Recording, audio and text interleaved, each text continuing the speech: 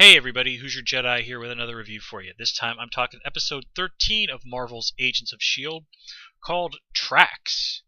And for some reason that's an acronym for I have no idea. This episode's title, it makes absolutely no sense whatsoever. Excuse me a sec. Okay, that's a little better. Anyway, let's just get right into it. First of all, this is a pretty strong episode. I've even heard a few people online saying they think it's the best one of the series so far. Yeah, I don't know if I'd quite go that way, but I definitely will call this a very strong episode. And of course, for no other reason than we get a cameo by the one, the only Stan Lee. Yeah, you can never go wrong by having Stan Lee do a cameo. And him just being an addition to the whole thing with Simmons going on about her American dad. Yeah, good stuff there. Also, Fitz does a pretty darn good American accent when he wants to. Also, I have to say, as an American, that whole thing about affordable but with big portions. Okay, foreigners, just because you're saying things that are true doesn't mean that you're right. Okay? Keep that in mind. Stereotypes are offensive and hurtful. Yeah. Yeah. Just because it's true doesn't mean you're right. Anyway, so let's sort of just dive right into the characters and whatnot. And let's actually put the Agents of S.H.I.E.L.D. aside for the moment and talk about what the big deal this episode is.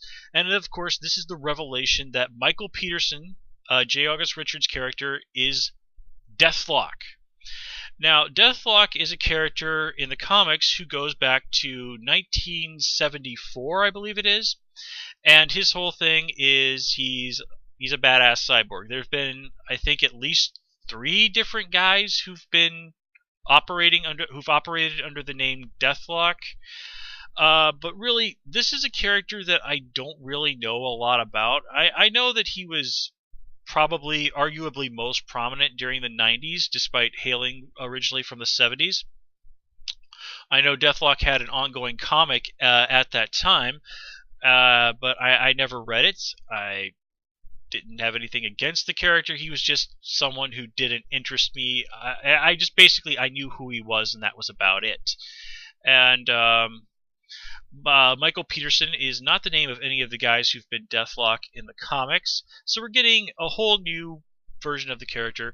I don't really have a problem with that. I think hardcore Deathlok fans is a pretty significant minority out there, so I don't think Marvel's going to lose a whole lot of sleep about if this pisses those guys off.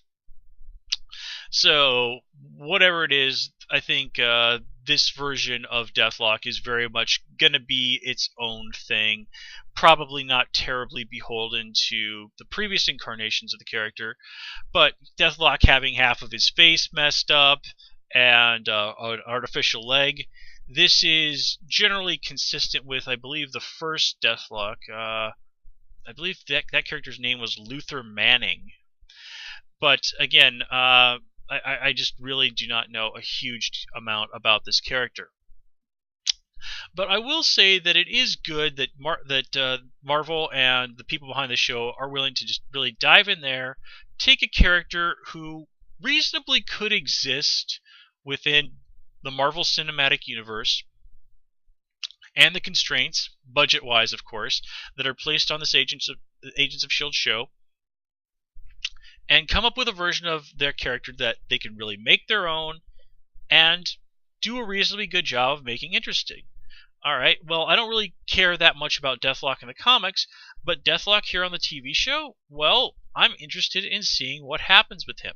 I naturally want the agents to go out there and save him and, maybe bring him onto the team for next season. That would certainly be interesting. And having someone with, okay, let's I don't know if you exactly could call being a cyborg superpowers, but having an enhanced individual on the team, well, that would make them put them in a much stronger position to handle more people with powers. which would certainly be interesting.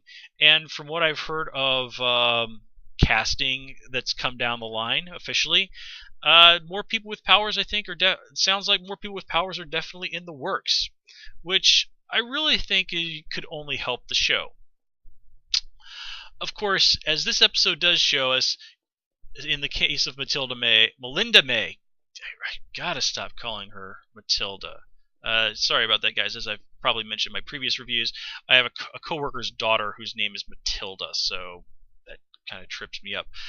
Anyway, Melinda May. Ho ho. Okay, first of all, gotta say, Ming-Na Wen looks very, very nice in a cat suit. I am gonna be so horribly disappointed if we never ever get to see her have a scene with Black Widow. Maybe not here on the show, maybe in the movies, or heck, go out there and give Black Widow her own movie someday. But totally, we need to see these two characters interact. And we know that Coulson was not kidding when he says that Melinda May is basically one of the best agents they've trained since Barton and Romanov.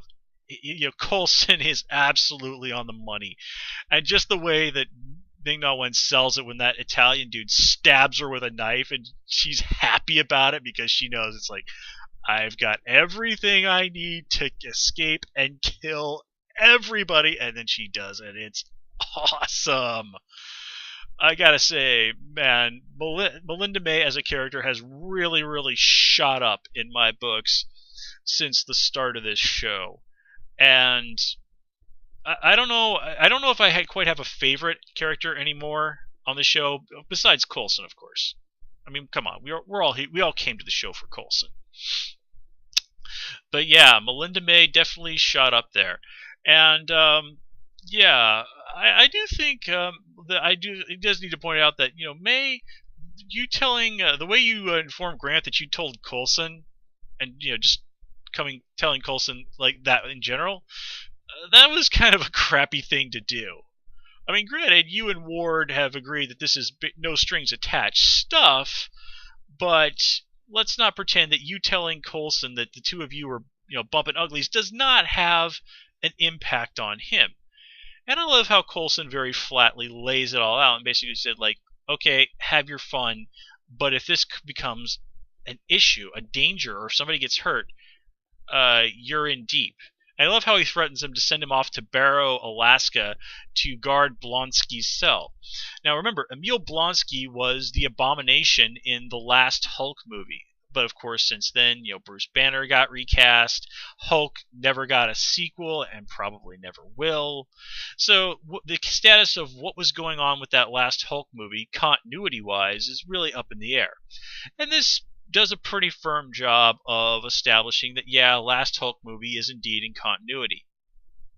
Frankly, I never really had a problem with that. I just thought, it's really not that hard to imagine that Bruce Banner got plastic surgery or something, and that's why he looks different. And at the end of the day, it doesn't matter. The actor got recast. Live with it. Anyway, speaking of Ward, I do like this episode that he was not fooled by that lady who tried to ambush him. Ward's a very savvy agent there. But I couldn't help but notice that he seemed to hesitate just a little when it came to hitting her in the face. And he ultimately, I think, settled for punching her in the gut as a way of taking her down. And that kind of lends a little bit of credence that maybe Ward was just sort of spinning a story when May accused him of taking that hit for her because they were sexually involved.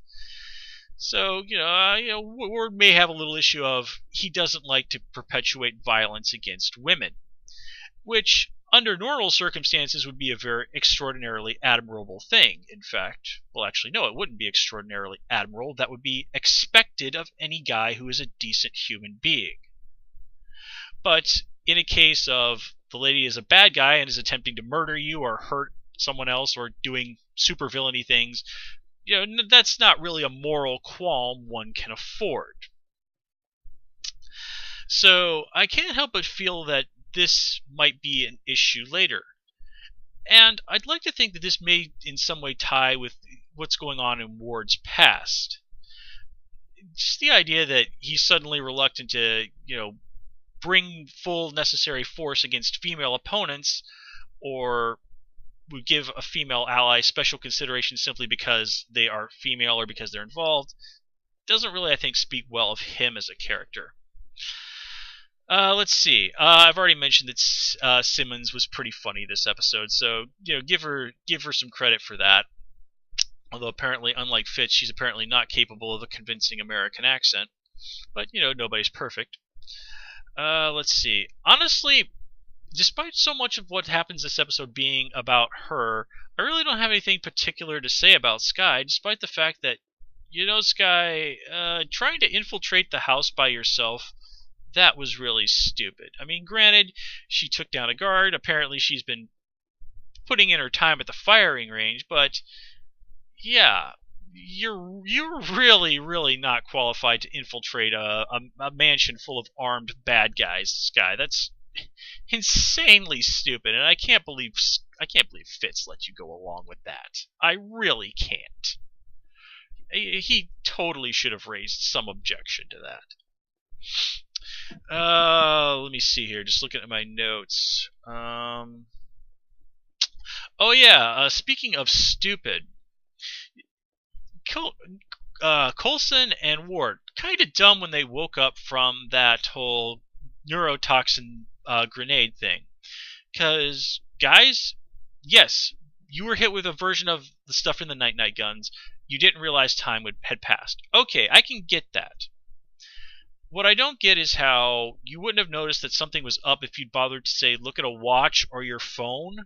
Now, granted, we never see them do this, but I'm going to assume that these guys had their phones on them. But again, this is a detail. As is, once May kills the guy at the plane, it's like, okay, we have to go. They found the train. It's out in the Italian countryside. We're taking the plane there.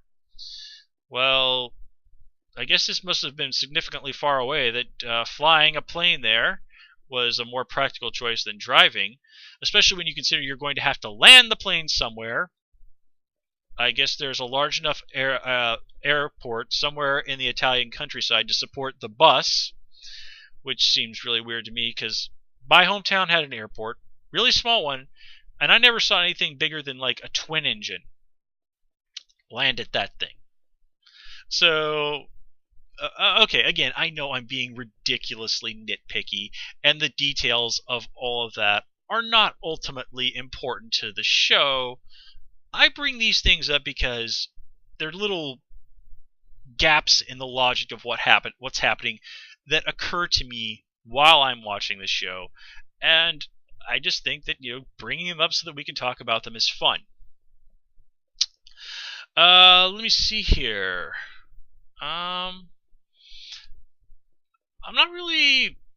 Don't really have any great opinions about what's going to happen next time with Skye.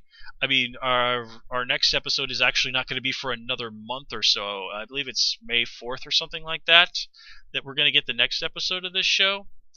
So, and I really have no idea what's ultimately going to turn out to be Skye's deal.